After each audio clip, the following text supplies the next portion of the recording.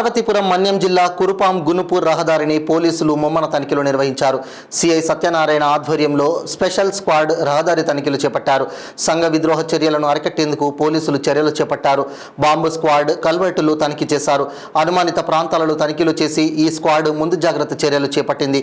ఈ తనిఖీలలో CI Satyanarayana, SI Shanmukha Rao మరియు police సిబ్బంది పాల్గొన్నారు.